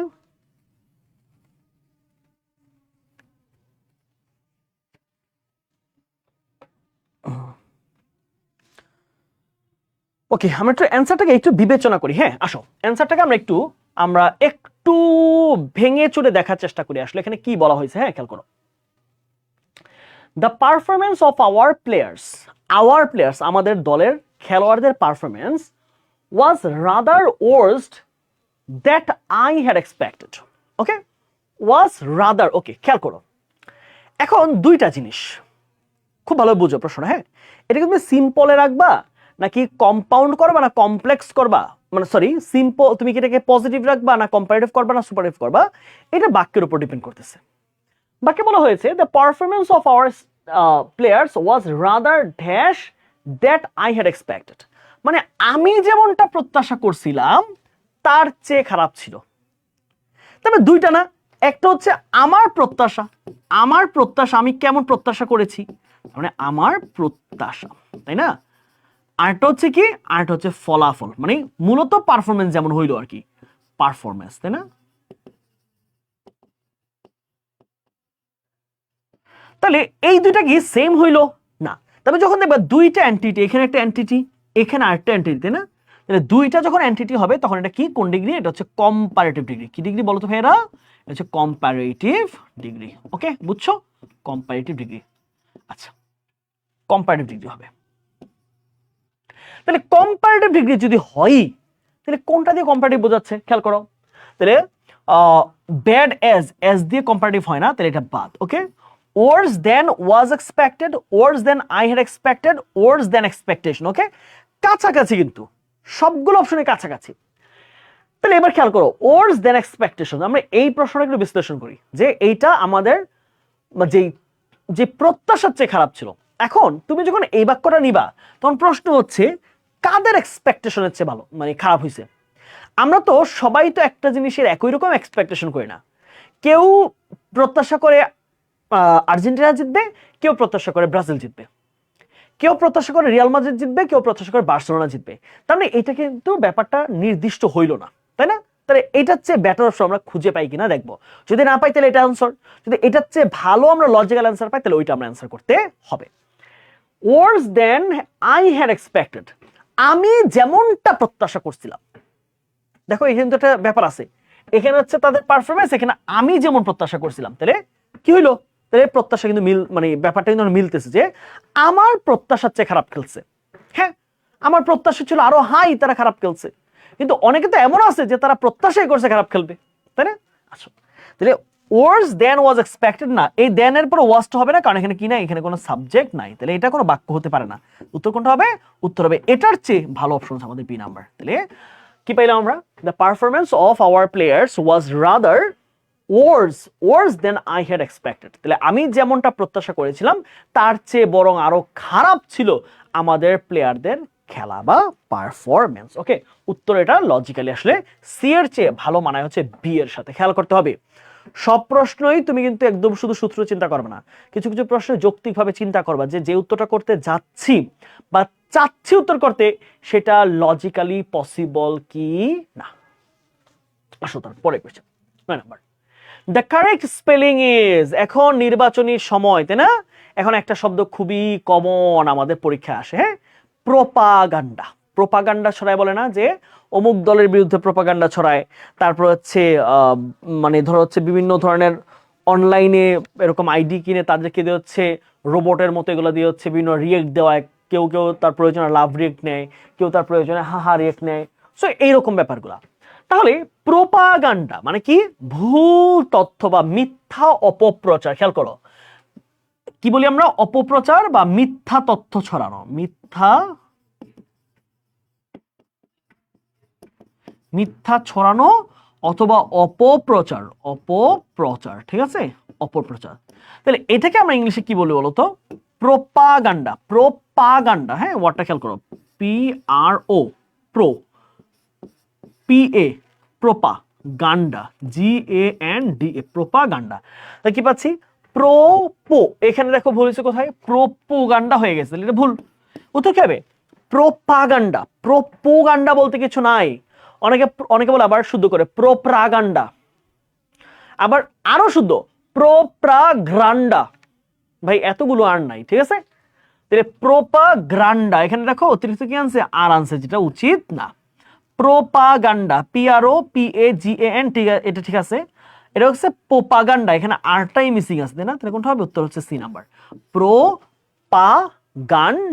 প্রোপাগান্ডা, এটা কিন্তু এই মুহূর্তে বর্তমান সময়ের জন্য এটা খুবই গুরুত্বপূর্ণ একটা ওয়ার্ড, এবং তোমরা যেহেতু আরো কয়েকদিন পরে পরীক্ষা দিবা, সো তোমাদের কিন্তু পরীক্ষা আসতে পারে প্রোপাগান্ডা। সময় সাপেক্ষ একটা প্রশ্ন। ওকে, আসো এই প্রশ্নটা আমরা সবাই একটু সলভ করি। তোমাদের অ্যানালজি থেকে একটা প্রশ্ন কিন্তু মাঝে মাঝে আসে, অ্যানালজি। ওকে, আসো। which one of the following pairs is similar in relationship to saw carpenter? saw carpenter। ওকে, আমরা শব্দগুলোর সাথে অ্যানালজিটা একটু মিলিয়ে দেখি। হ্যাঁ, খেয়াল করো। তাহলে আমার মূল শব্দ কি দেওয়া আছে? saw, আর কি আছে? কার্পেন্টার, তাই না? আচ্ছা, saw মানে কি বলতো? saw শব্দের অর্থ হচ্ছে করাত। saw শব্দের অর্থ কি? করাত। আচ্ছা, তাহলে কার্পেন্টার মানে কি বলতো ভাইয়া? মানে হচ্ছে কাঠ মিস্ত্রি। কি? কাঠ মিস্ত্রি। তাহলে এখন প্রশ্ন হচ্ছে, এই করাত আর কাঠ মিস্ত্রির মধ্যে যে সম্পর্ক, এখানে কোনটার মধ্যে এইরকম একই রকম সম্পর্ক বজায় আছে? আসো, তাহলে স মানে কি? করাত, আর এখানে কি? কাঠ মিস্ত্রি। তাহলে এটা কি পাচ্ছি আমরা? এটা হচ্ছে প্রফেশন, রাইট? এটা কি? এটা হচ্ছে পেশা। এটা হচ্ছে কি? পেশা। আর আগের শব্দটা থাকতে হবে কি? তার ওই পেশায় ব্যবহৃত যন্ত্র, ব্যবহৃত যন্ত্র বা অস্ত্র। তাহলে খেয়াল করো, আমার প্যাটার্নটা মিলাই। তাহলে দ্বিতীয় অপশন থাকবে কি? পেশা, আর তার আগের অপশনে থাকবে ওই পেশার যন্ত্র। তাহলে আমরা এইভাবে মিলাবো। এখানেও মিলাইতে হবে একই রকমের, যে দ্বিতীয় অপশনটা হবে হচ্ছে এটা পেশার নাম, আর প্রথম অপশন হবে ওই পেশার সবচেয়ে গুরুত্বপূর্ণ বা সবচেয়ে মোস্ট ইম্পর্টেন্ট যে যন্ত্রটা, সেটার নাম। একটু মিলে আমরা চলো দেখি আমরা মিলাতে পারি কিনা। প্রথমে আছে কি? Colour painter. দেখো এখানে ভুল করে ফেলছে প্রথমেই। কালার তো কোনো প্রফেশন না, আমার হতে হবে দ্বিতীয় অংশটা প্রফেশন, মানে দ্বিতীয় অংশটা হতে হবে পেশা, প্রথমটা হতে হবে একটা যন্ত্র। তাহলে এই যে দেখো দ্বিতীয়টা বলেছে কালার, তাহলে কিন্তু মিললো না। একই রকম প্যাটার্ন মিলতে হবে। হ্যাঁ, এখানে যেভাবে দ্বিতীয় অংশে ব্যক্তি, ওইখানে দ্বিতীয় অংশে ব্যক্তি হতে হবে। প্রথম অংশে যন্ত্র, প্রথম অংশে যন্ত্র হতে হবে। তার মানে প্যাটার্নটা সিমিলার থাকতে হবে। উলট পালট করে ফেললে হবে না, যে এখানে পেশা শেষে এখানে পেশা দিয়ে দিলাম আগে, না, এর উত্তর হবে না। তারপর ওয়েগন আর হচ্ছে ফার্মার। ওয়েগন মানে হচ্ছে এক ধরনের ধান কেটে আরেক জায়গায় নিয়ে যাওয়ার মতো যন্ত্রকে বলা হয়, মানে গাড়ি। গাড়ি। তাহলে ওয়েগন কৃষকের, হ্যাঁ এটা পেশা, ঠিক আছে। তাহলে কৃষকের তার কাজের মূল যন্ত্রকে ওয়েগন, মানে হচ্ছে কি? শস্য বহনের গাড়ি। শস্য বহনের গাড়ি। খেয়াল করো, তার মানে ফার্মার মানে হচ্ছে কৃষক, ফাইন, এটা সেবা। কিন্তু কৃষকের মূল যে যন্ত্র তার কৃষিকাজে, সেটা তো গাড়ি না। বাংলাদেশের গ্রামাঞ্চলের কৃষকের কয়জনের এই মাল বহন করে, ধান, গম, ভুট্টা বহন করে নিয়ে যাওয়ার মতো গাড়ি আছে? নাই। তার মানে এটা কোনো মূল যন্ত্র না। কি আছে? বারবার আছে সিজার্স। বারবার শব্দ অর্থ কি? বারবার শব্দ অর্থ হচ্ছে নাপিত। নাপিত, হ্যাঁ, এটা অর্থ কি? নাপিত। আর সিজার্স মানে কি? কেচি। কি? কেচি মানে কাচি বলো। তাহলে এখন দেখো, এই পাশটায় পেশা আর এই পাশটা হচ্ছে তার পেশার মূল অস্ত্র। হ্যাঁ, নাপিতরা এই কেচি ছাড়া যে কোনো কিছু দিয়ে কাটতে পারবে? কোদাল দিয়ে কাটতে পারবে? হ্যাঁ, না। তার মূল যে যন্ত্র সেটা কি? সে হচ্ছে কাচি, সেটা লাগবেই তার। তাহলে ক্লথ টেইলার, তাহলে টেইলারের কাজের মূল যন্ত্র কি? কাপড়। কাপড় তো কোনো যন্ত্র না, তাই না? কাপড় একটা অবজেক্ট, বস্তু। তাহলে যন্ত্র হচ্ছে ওইটা কিন্তু কাচি, মানে কেচি দিয়ে সে কাটে। উত্তর কোনটা হবে? সবচেয়ে ভালো যায় নাপিত যেমন কেচির সাথে, নাপিতের যেই পেশা তার পেশার সাথে তার যন্ত্র হচ্ছে কেচি, ঠিক একইভাবে সয়ের সাথে কার? কার্পেন্টার, মানে করাতের সাথে কাঠমিস্ত্রির। বুঝা গেল? আমরা বুঝেছি সবাই? বেশ মজার প্রশ্ন কিন্তু। আমরা অ্যানালজি কিন্তু পড়াশোনা করতেছি আজকে ক্লাসে। আসো তার পরে question. Choose the correct synonym of pertinent. Pertinent বেশ মজার একটা ওয়ার্ড। হ্যাঁ, কি বলেছে? পার্টিনেন্ট যে শব্দটা আছে, এটা কি চেয়েছে আমার? এটা চেয়েছে আমার সিনোনিম, তাই না? পার্টিনেন্ট যে শব্দটা আছে, এটার সিনোনিম চেয়েছে আমাদের কাছ থেকে। ওকে, দেখি আমরা একটু পারি কিনা। তাহলে এই যে আমরা সিনোনিমটা ব্যবহার করব। এখন দেখো ভেরা, তুমি যে একটা যে শব্দের তুমি সিনোনিম বা অ্যান্টোনিম ব্যবহার করবা বা তুমি বের করবা, তার জন্য সবার আগে কাজ কি? মূল শব্দটার অর্থ জানা। কেউ যদি মূল শব্দটার অর্থ না জানে বা মূল শব্দটা কি ব্যাপারে সেটা বলতে না পারে, সে সারা দিন খুঁজলেও কিন্তু সে সিনোনিম অ্যান্টোনিম বের করতে আসলে পারবে না। কারণ তার আগে জানতে হবে যে যে শব্দটা দেওয়া আছে তার অর্থটা আসলে কি। বুঝতে পারতেছো ভোকাবুলারির গুরুত্বটা কোন জায়গায়? তাহলে ভোকাবুলারিকে নিয়ে হেলাফেলা করার কোনো সুযোগ নাই। সময় দিতে হবে, এখানে পরিশ্রম করা লাগবে, প্রয়োজনে নোট করে পড়তে হবে, প্রতিদিন একটু একটু করে পড়তে হবে, তবেই কিন্তু আমাদের ভোকাবুলারি এবং এনরিচ হবে। এবং এটা এমন কোনো জিনিস না যেটা বাইবর্ন মানুষ পেয়ে আসে, জন্মগতভাবে মানুষ ওয়ার্ড শিখে আসে না, তাই না? পৃথিবীতে এসে সে নিজে শিখে। সো এটা ইম্পর্টেন্ট। তাহলে আসো পার্টিনেন্ট শব্দটাকে আমরা একটু বিশ্লেষণ করার চেষ্টা করি। কি বলছে পার্টিনেন্ট? ওকে, এটা একটা অ্যাডজেক্টিভ ফর্ম, এটা একটা অ্যাডজেক্টিভ, অর্থ হচ্ছে যৌক্তিক অথবা প্রাসঙ্গিক। যৌক্তিক অথবা প্রাসঙ্গিক।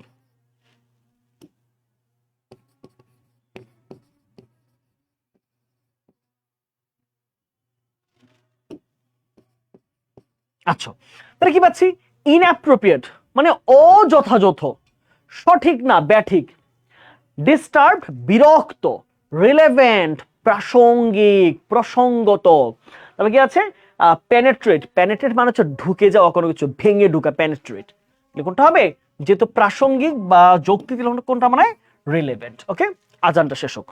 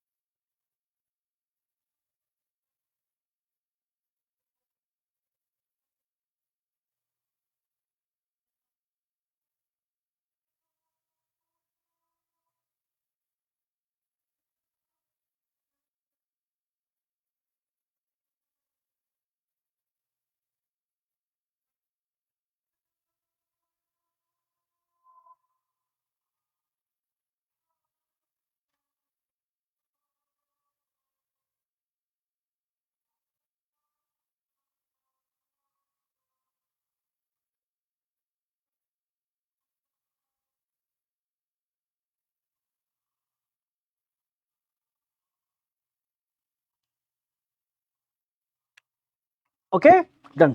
আজান শেষ হয়েছে, আমরা পরের প্রশ্ন আসি। হ্যাঁ, খেয়াল করো। ওকে, সবাই অ্যান্সার করছো। দিগন্ত মজুমদার বলেছে, বড় করে লিখছে C C C. Okay, fine. Okay, Mehedi Hasan Maruf, আমাদের সবগুলো প্রশ্নই তোমরা অ্যান্সার করছো। Raihan Ahmed Tahsan, good. Okay, fine. চলো আমরা তার পরের প্রশ্নে এগিয়ে যাই। হ্যাঁ, 12 নম্বর question. Very different question, very different, খুবই ইউনিক একটা প্রশ্ন আমরা সলভ করবো। কি বলছে দেখো, the collective noun for a group of crows. Crow, crow, হ্যাঁ, অর্থাৎ কাকেদের, হ্যাঁ, এক গ্রুপ কাককে কি বলা হয়? হ্যাঁ, আ গ্রুপ অফ ক্রো কে ইংলিশে কি বলে? এটা অনেকেরই জানা নাই। আ গ্রুপ অফ ক্রো, হ্যাঁ, অর্থাৎ কাকের দল।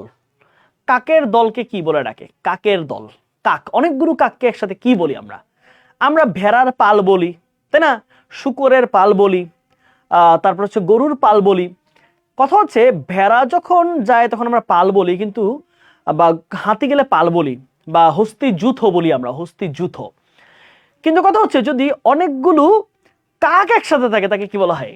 অনেকগুলো কাককে বলা হচ্ছে group of crow. Group of crow, এটাকে বলা হচ্ছে মার্ডার। কি বলা হয় বলতো ভাইয়া? মার্ডার। কি বলা হয়? মার্ডার। আর গ্রুপ অফ ক্রো, অনেকগুলো কাককে একসাথে বলা হয় কি? মার্ডার। মার্ডার, মার্ডার, বুঝছো? কি বলা হয়? মার্ডার। এটা কিন্তু অনেকেরই জানা নাই। তোমরা কি জানা ছিল এটা? অনেকেরই কিন্তু এই জিনিসটা জানা থাকে না যে অনেকগুলো কাক যখন একসাথে থাকে তখন তাকে কি নামে ডাকা হয়? A group of crow is called murder. Murder. Okay, আসো পরের question. The supplier has many different models of dash. এটা নাউন থেকে আসে একটা প্রশ্ন। হ্যাঁ, নাউন থেকে একটা প্রশ্ন এসেছে, নাউন। ওকে, নাউন। আসো বলেছে যে the supplier has many different models of dash. Supplier মানে হচ্ছে যে সরবরাহকারী। বিভিন্ন কোম্পানি আছে না, তারা ফার্নিচার বানায়, ফার্নিচার সাপ্লাই করে। এখন বলেছে সাপ্লায়ারের কাছে বিভিন্ন রকমের ফার্নিচার আছে, বিভিন্ন ধরনের, বিভিন্ন রকমের ফার্নিচার। এখন প্রশ্ন হচ্ছে আমরা কিছু নাউন জানি, এগুলো কি? এগুলো সবসময় আনকাউন্টেবল নাউন হয়। কি হয়? আনকাউন্টেবল। Uncountable noun. প্রশ্ন হচ্ছে ভাইয়া কোন কোন নাউন গুলো আনকাউন্টেবল নাউন বলো তো? কোন কোন নাউনগুলো আনকাউন্টেবল আমরা সেটা একটা লিস্ট করছি, হ্যাঁ, ছোট করে। এখানে একটা প্রশ্নই যে হবে এমন না, তোমাদের অন্য প্রশ্ন কিন্তু আসতে পারে। যেমন ধরো খুব কমন যেগুলো পরীক্ষা আসে, হ্যাঁ, ফার্নিচার, তা হচ্ছে সিনারিও, ট্রাফিক, তারপর হচ্ছে ওয়েদার, ক্লাইমেট কিন্তু না, ক্লাইমেট কিন্তু আবার কাউন্টেবল, ওয়েদার, তারপর হচ্ছে কি আছে ধরো সুগার, সল্ট, ওকে। তারপর আর হচ্ছে কি ফার্নিচার, সিনারিও, ট্রাফিক, লাগেজ, ওকে, লাগেজেস কিন্তু হয় না, হ্যাঁ, লাগেজ,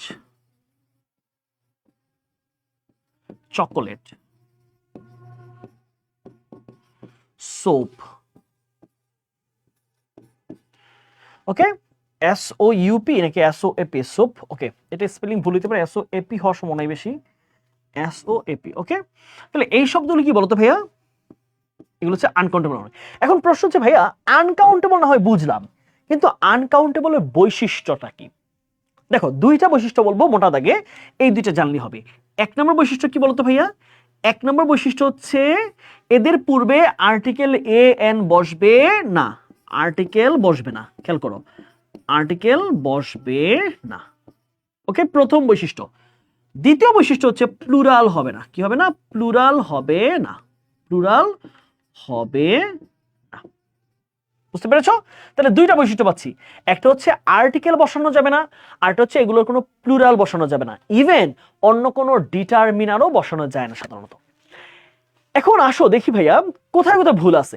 তাহলে এখানে দেখো কি আছে, ফার্নিচারস প্লুরাল করছে, প্লুরাল কি হবে? প্লুরাল করা যাবে না, ওকে। এবার আসো ফার্নিচারিং, দেখো এটা কোনো নাউন না, ফার্নিচারিং দিলে এটা নাউনই থাকতেছে না, এটা হবে না।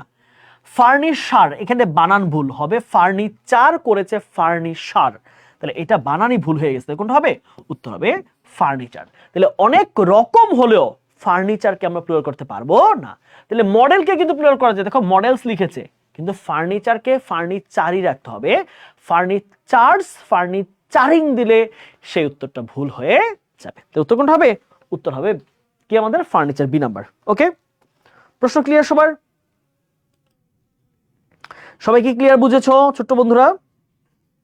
একটু কমেন্টে জানাও, তোমাদের কমেন্ট তোমার জন্য দেখলে বুঝতে পারি যে তোমরা বুঝতেছো কিনা। হ্যাঁ, দিন শেষে আয়োজনগুলো তোমাদের জন্য, তোমরা যদি মোটিভেটেড না থাকো বা তোমরা যদি ক্লাসের মধ্যে খুব বেশি চাহিদা না থাকে তোমাদের, তাহলে কিন্তু আমরাও ক্লাস নিয়ে আসলে সেই ফ্লেভারটা আসলে পাবো না, যেহেতু এই আয়োজনটা সম্পূর্ণভাবে তোমাদের জন্যই কিন্তু আয়োজনটা করা হয়েছে, ঠিক আছে?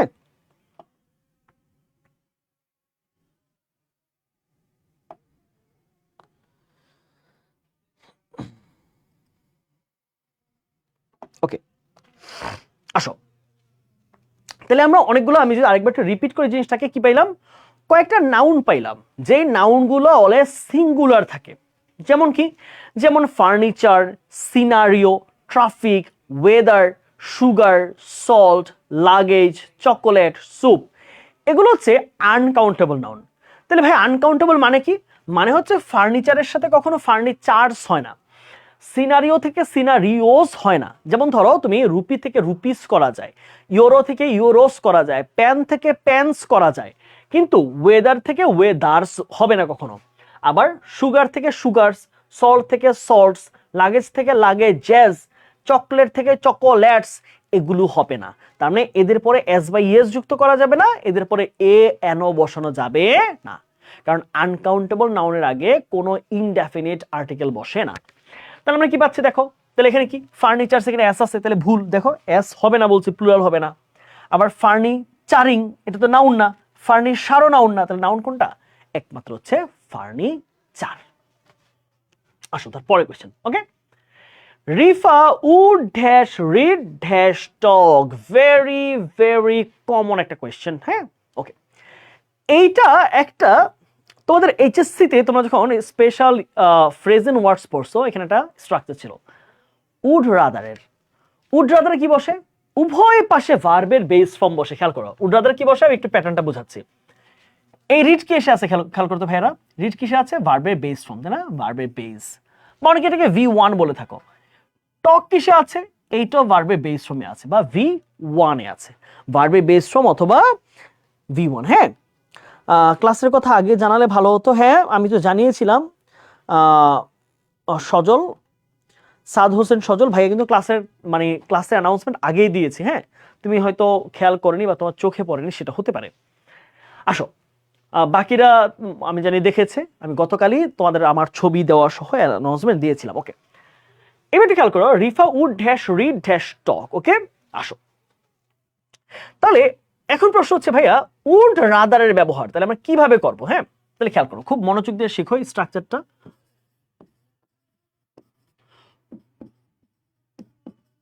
উড রাদারের পরে কি বসে ভাইয়া বলো তো? উড রাদারের পরে ভার্বের বেস ফর্ম। ওকে, গেল এইটুকু। এরপরে দ্বিতীয় ভার্বের আগে কি বসে? দ্বিতীয় ভার্বের আগে বসবে হচ্ছে দেন, THN, দেন, তারপর আবার কি বসবে? ভার্বের বেস ফর্ম। তাহলে খেয়াল করো, আমরা দুইটা জিনিস খেয়াল করবে এই জায়গায়। হ্যাঁ, একটা হচ্ছে এই যে উড রাদারের পরে কি বসতেছে, এইটা ভার্বের বেস ফর্ম, আবার কি বসতেছে? দেনের পরে ভার্বের বেস ফর্ম। হ্যাঁ, এইটুকু জিনিস তোমরা একটু নোট রাখো, উড রাদার প্লাস ভার্বের বেস ফর্ম এবং দেন প্লাস ভার্বের বেস ফর্ম। ওকে ওকে, আসো তাহলে এখন ভাই আমরা একটু মিলাই চলো। তাহলে এখানে কি আছে? দেন দেখো ভার্বের বেস ফর্ম, এখানে টকের পরে কি আছে? ভার্বের বেস ফর্ম। তাহলে উড রাদার স্ট্রাকচার এখানে যাচ্ছে। তাহলে রাদার দেন ঠিক আছে, প্রেফার টু না, প্রেফার টু এর পরে কিন্তু ভার্বের I prefer read to talk না, তখন হয়তো I prefer reading to talking হইতো। যদি প্রেফার ইউজ করতাম তখন কি ব্যবহার করতাম? প্রেফার দিলে আমার দিতে হইতো রিডিং, রিডিং, আরেকটা অপশন হইতো কি? আমার হইতো হচ্ছে টকিং। বুঝছো? এইটা মাথায় রাখবা, প্রেফারের পরে ভার্ব আইএনজি। প্রেফারের সাথে দেন কখনো বসে না, রাদারের সাথে টু কখনো বসে না। সো এই দুটো একদমই ভুল। তাহলে উত্তর হবে কোনটা? উত্তর হবে এ নাম্বার। রাদারের সাথে বসে দেন, প্রেফারের সাথে টু। এখানে হয়ে গেছে উল্টা, প্রেফারের সাথে দেন, রাদারের সাথে টু। এটা কখনোই হয় না, রাদার টু বসে না, প্রেফার দেন বসে না। তাহলে এই দুইটা কি? ভুল। আর এখানে কি বললাম? প্রেফার টু যদি বসাইতে হয় তাহলে আমাকে ভার্বগুলো চেঞ্জ করতে হবে, কিন্তু তুমি তো প্রশ্ন চেঞ্জ করতে পারবে না। তুমি তোমার অপশনকে বাছাই করতে পারবা, বাট প্রশ্ন তো, পরীক্ষার প্রশ্নে হাত দেওয়ার এখতিয়ার তোমার আসলে নাই। এই ক্লাসে কি শুধু কোয়েশ্চেন পড়ানো হবে, কনসেপ্ট পড়ানো হবে না? না, এটা ভাইয়া আমাদের কনসেপ্ট ক্লাস না, এটা হচ্ছে তোমাদের যে গুচ্ছ বা কুমিল্লা ভার্সিটি পরীক্ষা আছে তার আগে আমরা প্রশ্নগুলোকে একটু বিশ্লেষণ করছি। দেখো ভাইয়া কিন্তু প্রশ্নগুলো বিশ্লেষণ করার সময় প্রয়োজনীয় যতটুকু আমাদের কনসেপ্ট লাগে আমি তো লিখে দিচ্ছি। তুমি দেখো, তুমি হয়তো ক্লাসে পরে জয়েন করেছো, তুমি আগে স্লাইডগুলো দেখতে বুঝতে পারবা। দেখো আমি সুন্দরভাবে গুছিয়ে পড়াচ্ছি কিন্তু। হ্যাঁ, প্রত্যেকটা জিনিসকে আমি এই যে দেখো লিখে লিখে দাগিয়ে যতটুকু বেসিক থাকলে পড়া যায় আজকে ক্লাসটা তুমি বুঝবা তার জন্য সকল কনসেপ্ট আমি দিয়েছি। আজকে ক্লাসটাকে শুধু যে এমসিকিউ মুখস্থ এরকম না, প্রত্যেকটা দেখো দেখো একটা এমসিকিউ ক্লাসে কি এত কনসেপ্ট বোঝানো হয়? দেখো কত কনসেপ্ট আমি আলোচনা করেছি, একদম সব ডায়াগ্রাম আমি ক্লিয়ার করে বোঝাচ্ছি। সো শুধু যদি বলো যে এটা ভাইয়া শুধু আপনি এমসিকিউ সলভ করাচ্ছেন, দ্যাট ইজ নট ট্রু। আমি কিন্তু এটার সাথে যতটুকু আমার বেসিক দরকার আমি পড়িয়ে কিন্তু তোমাদেরকে সলভ করাচ্ছি। ঠিক আছে, আসো তার পরের কোশ্চেন। ওকে, পরের প্রশ্ন একটু খেয়াল করি। হ্যাঁ, আসো, এটা মোডাল ভার্ব থেকে আসছে। প্রশ্ন কথা থেকে আসছে বলো তো ভাইয়া? মোডালস। হ্যাঁ, প্রশ্ন এটা হচ্ছে মোডালস থেকে, মোডালস। ওকে, তাহলে বলছে I didn't follow who passed by me. Pass by মানে হচ্ছে সাথে দিয়ে হেঁটে যাওয়া। তাহলে বলেছে আমি খেয়াল করিনি আমার পাশ দিয়ে কে হেঁটে গেল। খেয়াল করি না, কি বলেছে? আই ডিডন্ট ফলো, এই জায়গাটা নোট করো। বলেছে যে আই ডিডন্ট ফলো, আমি খেয়াল করিনি যে কে হেঁটে গেল আমার পাশ দিয়ে। I didn't follow who passed by me. I didn't follow who passed by me. I didn't follow who passed by me. আমি খেয়াল করিনি যে পাশ দিয়ে কে হেঁটে গেল। আমি খেয়াল করিনি পাশ দিয়ে কে হেঁটে গেল। ইট ড্যাশ সজীব, এটা হতো সজীব হতে পারে। খেয়াল করো, খুব জরুরি কিন্তু প্রশ্ন। অপশন আছে কি? It were Sajib, it must be Sajib, it might be Sajib, it was Sajib. Okay, এবার আমি একটা অপশনে আসি। তাহলে ও যখন এই কথাটা বললো তখন কি? তখন সে কিন্তু সম্পূর্ণ নিশ্চিত না, সে কিন্তু নিশ্চিত নয়। এই কথা দিকে বুঝাইছে সে নিশ্চিত নয়, নিশ্চিত নয়, এইটুকু বুঝাইছে না? আই ডিডন্ট ফলো, আমি খেয়াল করি নাই। তার মানে নিশ্চিত যা নয় তাকে আমরা কি বলতে পারি? সম্ভাবনা। কি বলা যায়? সম্ভাবনা। কি বলা যায়? সম্ভাবনা। সম্ভাবনা অর্থে কিন্তু কখনোই আমরা মাস্ট বি দেওয়া যাবে না। মাস্ট বি কখন দেয়? শুধুমাত্র চূড়ান্ত নিশ্চিত বোঝাতে, নিশ্চিত কিছু বোঝাতে, নিশ্চিত সে যেটা দেখেই নাই ভালোভাবে সেটা নিশ্চিত কিভাবে হবে? অবশ্যই নিশ্চিতের ব্যবহার এখানে হবে না। আর ইটের সাথে কখনো দেখছো ওয়্যার হইতে? কখনো ইটের সাথে ওয়্যার হয় না। তাহলে হাতে রইল দুইটা অপশন, ইট মাইট বি সজীব, এটা সজীব হতে পারে, ইট ওয়াজ সজীব, এটা সজীবই ছিল। তাহলে ওয়াজ কি? ওয়াজ হবে কখন? যখন নির্দিষ্ট তথ্য নির্দিষ্ট করে বলবা। তুমি তো নির্দিষ্ট বলতে পারছো না, তুমি তো সম্ভাব্য বলতেছো, সম্ভাবনাতে না, সম্ভাব্য। তাহলে সম্ভাব্য ক্ষেত্রে মাইট বি হবে। আর যদি এটা কে গেছে তুমি নির্দিষ্ট করেই বুঝতা, দেখতা এবং তুমি 100% শিওর ছিল, তখন বলবা ইট was Sajib.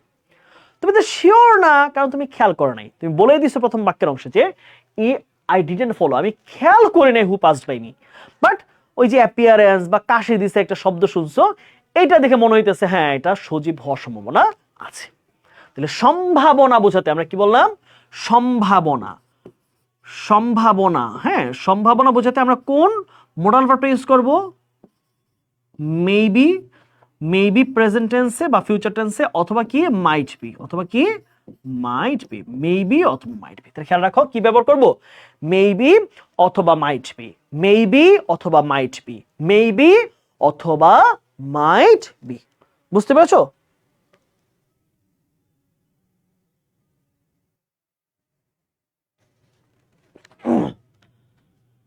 Okay, driving recklessly. ওকে, আসি আমরা। Driving recklessly, he caused an accident, an accident was caused, an accident was happened, he was caused an accident. ওকে, আসো আমরা কি লিখতে পারি এই প্রশ্নটায়? আমরা একটা মডিফায়ারের প্রশ্ন পেয়েছি, মডিফায়ারের প্রশ্ন, মডিফায়ার। ওকে, তাহলে এখন বলেছে যে আমি কোন অপশনটা বসালে বাক্যটা সঠিক হবে। কোন অপশনটা আমার প্রথম যেই ফ্রেজটা দেওয়া আছে এই ফ্রেজের সাথে কোন ক্লজটা মানানসই, কোন ক্লজটা দিলে বাক্যটা সঠিক হবে বলে মনে হচ্ছে। ওকে, তাহলে প্রশ্ন আসি, ড্রাইভিং রেকলেসলি, তাই না? এটা একটা ফ্রেজ, তাই তো? এটা একটা ফ্রেজ। ওকে, এখন ফ্রেজের ক্ষেত্রে মাথায় রাখতে হবে আমার যখন একটা ফ্রেজ বসাইলাম তারপর যদি একটা ক্লজ বসাই, তাহলে ওই ক্লজের সাবজেক্টটা অলওয়েজ এই ভার্বেরও সাবজেক্ট। তার মানে আমি এখানে যাকে সাবজেক্ট নিব সে কিন্তু একই সাবজেক্ট, কিন্তু এই যে যে ড্রাইভ করছে তারও সাবজেক্ট, তাই না? তার মানে তুমি এখানে যাকে সাবজেক্ট নিবা সেখানে বুঝে শুনে সাবজেক্ট নিতে হবে যে এই সাবজেক্ট যেন এই ড্রাইভ বা গাড়ি চালানোর কাজটা করতে পারে। খুব জরুরি কিন্তু প্রশ্ন। এখান থেকে একটা প্রশ্ন হয় মডিফায়ার থেকে, ড্যাংলিং মডিফায়ার, মানে মডিফায়ারের ভুল ব্যবহার। হ্যাঁ, তাহলে প্রশ্ন হচ্ছে ড্রাইভিং রেকলেসলি, যে গাড়ি চালাইছে সেই তো অ্যাক্সিডেন্ট করছে না?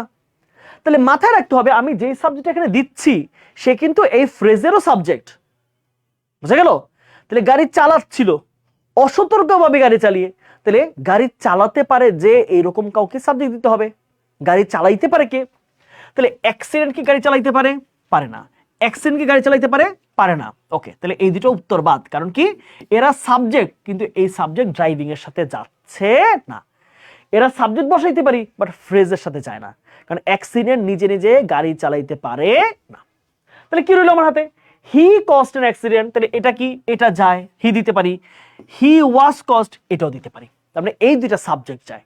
তাহলে সাবজেক্ট এই দুইটা সঠিক। তবে এখন বাক্য দেখতে হবে যে আমার ক্লজটা কোনটা মানায়। চলো, অ্যাক্সিডেন্ট করা কেউ, তাহলে কিভাবে বলবো? হি কজড অ্যান অ্যাক্সিডেন্ট, সে একটি অ্যাক্সিডেন্ট করছিল। হি ওয়াজ কজড অ্যান অ্যাক্সিডেন্ট, তাকে একটি অ্যাক্সিডেন্ট করা হয়েছিল। কোনটা দিবা? সে নিজেই কিন্তু রেকলেসলি চালাচ্ছিল, সে নিজেই কিন্তু অসতর্কভাবে একদম হন্যে হয়ে গাড়ি চালাচ্ছে। তার মানে যে অলরেডি অসতর্কভাবে গাড়ি চালাচ্ছে তাকে তো অন্যকে অ্যাক্সিডেন্ট করার কিছু নাই, সে নিজে অ্যাক্সিডেন্টটা করেছে। বুঝা গেল? কারণ সে গাড়ি চালাচ্ছিল রেকলেসলি, তাই সেন্টেন্সটা হবে কি? অ্যাক্টিভ ভয়েসে সেন্টেন্সটা হবে। এটা কিসে আছে? এটা আছে অ্যাক্টিভে, আর এটা কিসে হবে? এটা হবে প্যাসিভে। গাড়ি যেহেতু সে চালাচ্ছিল এবং সে নিজে রেকলেসলি অদম্য গতিতে গাড়ি চালাচ্ছিল, দিক খেয়াল সব হারিয়ে, তাই সেন্টেন্সটা অ্যাক্টিভ হবে যে সে নিজেই অ্যাক্সিডেন্টটা ঘটিয়েছে। Okay, are you clear my dear students? তোমাকে ক্লিয়ার? একটু ভেকে জানাইও।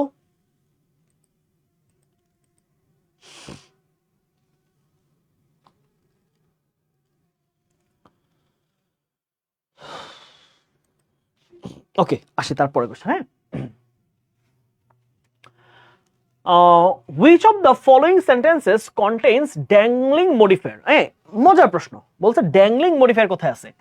তারপর ড্যাংলিং মডিফায়ার মানে কি? ড্যাংলিং মডিফায়ার মানে হচ্ছে মডিফায়ারের ভুল ব্যবহার, কি রং ইউজ অফ মডিফায়ার, তাই না? রং ইউজ অফ মডিফায়ার মানে ভুল ব্যবহার। ভুল ব্যবহার কোথায় দিছে? হ্যাঁ, তার মানে নিচের অপশনগুলোর মধ্যে মডিফায়ারের কোন ব্যবহারটা ভুল আছে? কি বলছে?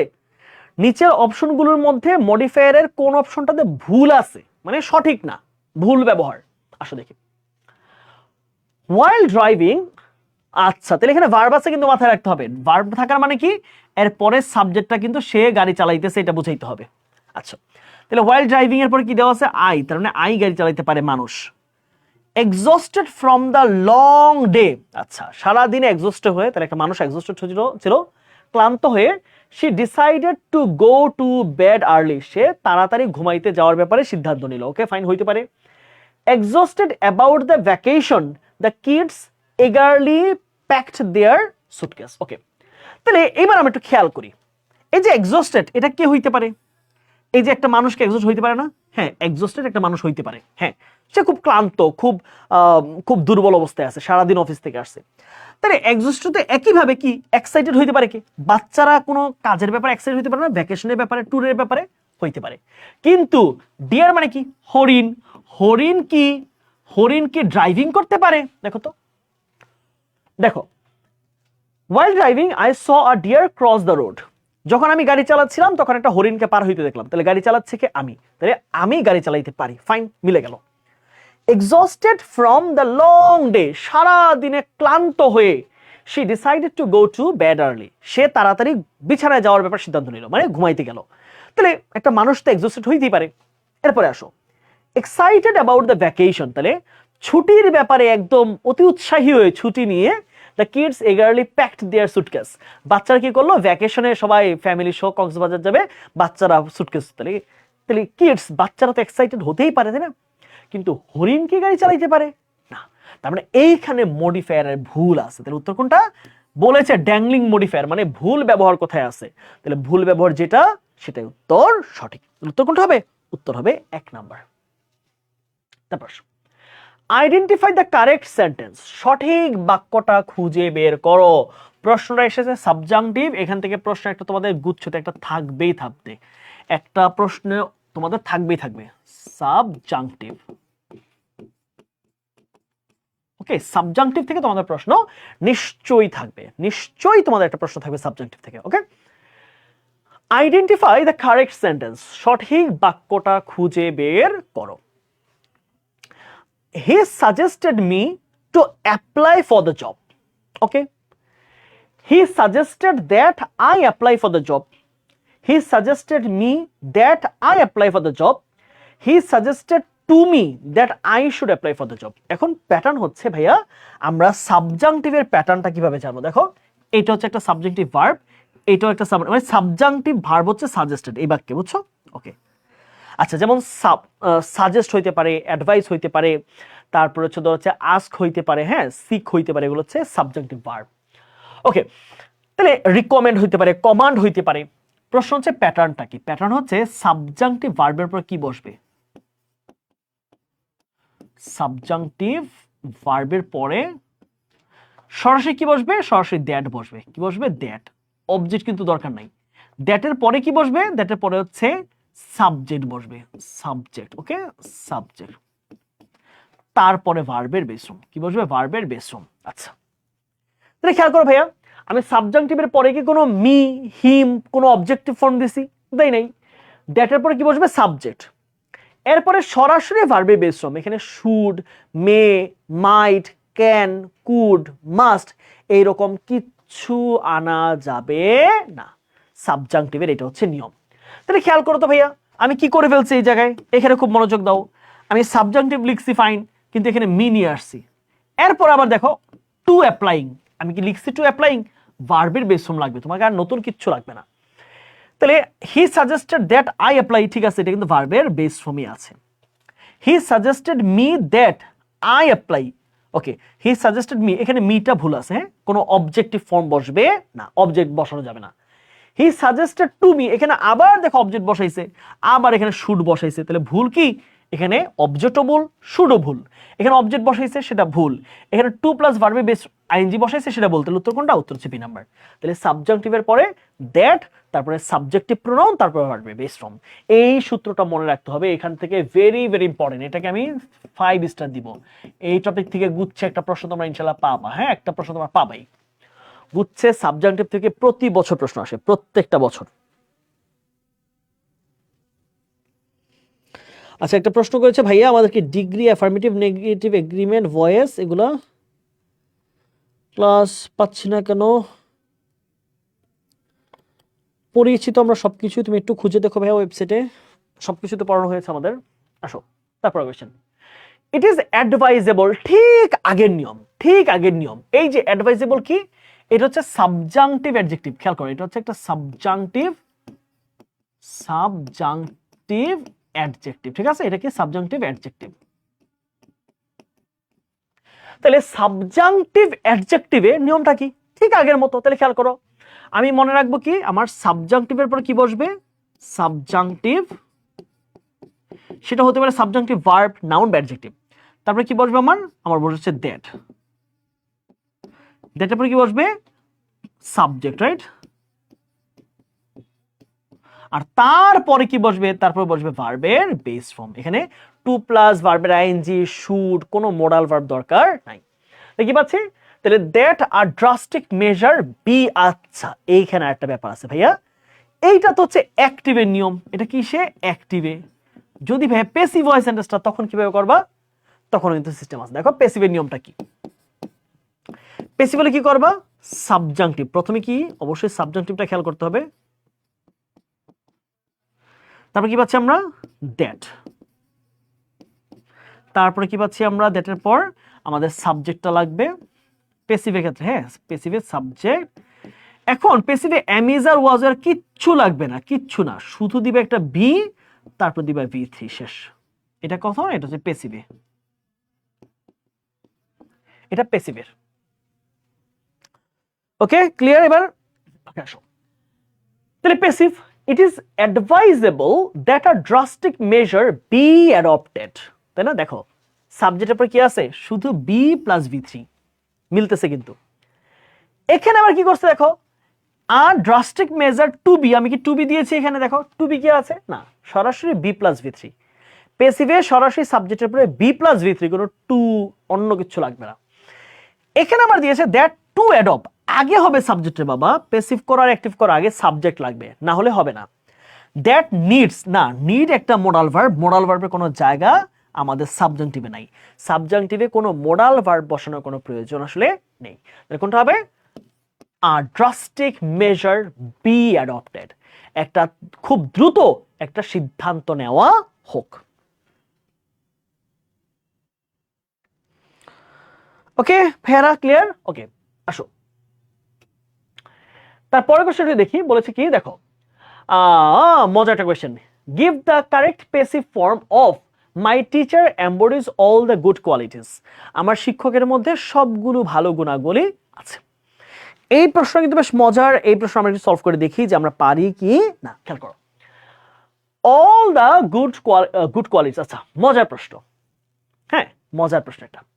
দেখো এখন তোমরা সবাই চিন্তা করবা কি ভাইয়া আমরা প্যাসিভ করে কি দিয়ে, আমরা প্যাসিভ করে কি দিয়ে, আমরা প্যাসিভ করে ফেলি সহজে হচ্ছে একটা কি দিয়ে, বাই দিয়ে, তাই না? প্রশ্ন হচ্ছে সব প্যাসিভে তো তুমি বাই বসাইতে পারবা না, তাই না? আমরা দেখি না অনেক সময় স্যাটিসফাইয়ের সাথে কি বসে? উইথ বসে। তারপরে অ্যানয়ের সাথে কি বসে? অ্যানয়েড অ্যাড বসে, তাই না? সিজড উইথ বসে, তাই না? তার মানে কিছু কিছু ভার্ব আছে এদের সাথে ভিন্ন ভিন্ন প্রিপোজিশন বসে বাই ছাড়া। সেই রকম একটা হচ্ছে এমবডি। এমবডির সাথে বাই বসে না, এমবডির সাথে বসে হচ্ছে ইন। কি বসে? ইন বসে। তাহলে প্যাসিভ কি হবে? তাহলে তুমি আগে অবজেক্টটা লিখো, all the good qualities, all the good qualities। তাহলে কি, যেহেতু যেহেতু প্লুরাল ফর্ম, তাহলে কি হবে? প্রেজেন্ট টেন্সে আর, আর এমবডি ভার্বে আছে এমবডিড, এমবডিড। এমবডিডের পরে বাই হবে না কিন্তু, in, in my teacher. Okay, শেষ। তাহলে all the good qualities are embodied by, না এমবডির পরে বাই বসে না, এমবডির পরে ইন বসে, টু বসে না, অন বসে না, তাহলে এটা বসে, রাইট? তাহলে উত্তর হবে কোনটা? উত্তর হবে এটা। ওকে, বুঝেছো? এই হচ্ছে আমাদের আজকের ক্লাসের মোটামুটি আয়োজন। হ্যাঁ, আমরা 20টা প্রশ্ন রেখেছিলাম, তোমাদের প্রত্যেকটা প্রশ্ন আমরা 20টা ভিন্ন ভিন্ন টাইপের প্রশ্ন আমরা সলভ করাই। ওকে, সো আমাদের আজকের আয়োজন এটুকুই। আমরা প্রায় 1 ঘন্টা ক্লাস নিলাম। সো আজকে যেটুকু পড়িয়েছি এটুকু বুঝেছো কিনা সেটা ভাইকে একটু জানাও।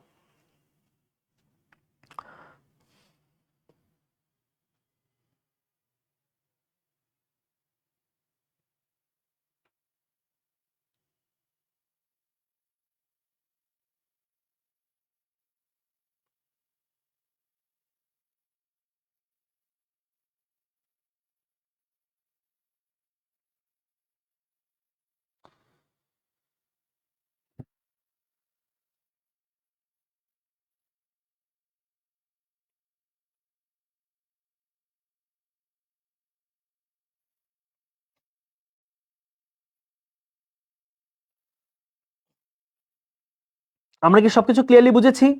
আমাদের ক্লাসের আয়োজন খুব লং ক্লাস সেটা না, ব্যাপার হচ্ছে আমরা যেন টপিকগুলো একটা রিভিশন দিতে পারি, আমাদের মোস্ট ইম্পর্টেন্ট টপিক যেগুলো সেগুলো যেন আমরা একটা ধারণা পেতে পারি। হ্যাঁ ভাই, একটা কথা বলবো। হ্যাঁ সাদ, কথা তোমার কি বলা আছে বলো ভাইকে। সাদ, তোমার কিছু বলার থাকলে ভাইকে অবশ্যই বলতে পারো। ভাইয়া দেখি তোমার প্রশ্ন উত্তর দিতে পারি কিনা। ওকে, রাতুল বলেছে থ্যাংক ইউ ভাইয়া, thank you Ratul, my pleasure. Affirmative to negative করানো হয়নি, একটু প্রশ্ন ব্যাংক খুলে দেখো, প্রশ্ন ব্যাংক খুলে একটু দেখো যে আদৌতে তোমাদের এই টপিকটা থেকে প্রশ্ন আসে কিনা।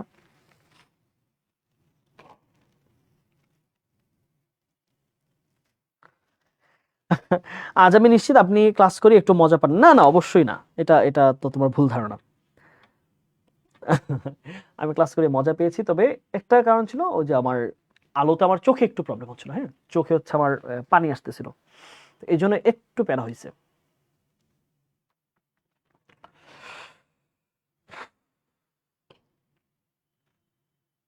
সো আজকে যেটুকু পড়ালাম সেটুকু ক্লিয়ার, এইটুকু ভাইকে একটু জানাও আমরা যা আজকে পড়লাম সেটা আমরা ভালোভাবে ক্লিয়ারলি বুঝেছি কিনা। আমরা তাহলে আজকে শেষ করব ইনশাল্লাহ। তোমাদের এরকম প্রত্যেকটা টপিকের উপরেই ক্লাস হবে, ঠিক আছে? প্রত্যেকটা টপিকের উপর, মানে প্রত্যেকটা সাবজেক্টে তোমাদের ক্লাস হবে।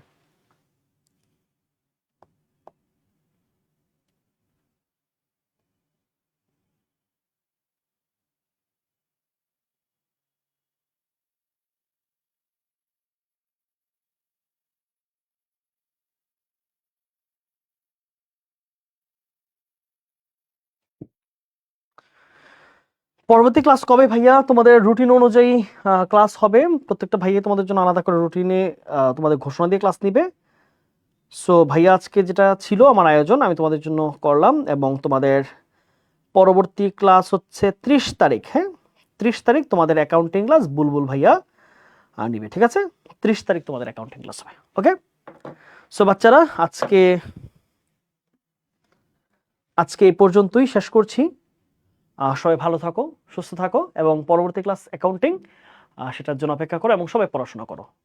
মোস্ট মোস্ট মোস্ট ইম্পর্টেন্টলি, হ্যাঁ, তোমরা পড়াশোনা করো। ওকে, ঠিক আছে? আল্লাহ হাফেজ, আসসালামু আলাইকুম। সবাই ভাইয়ের জন্য দোয়া করো। হ্যাঁ।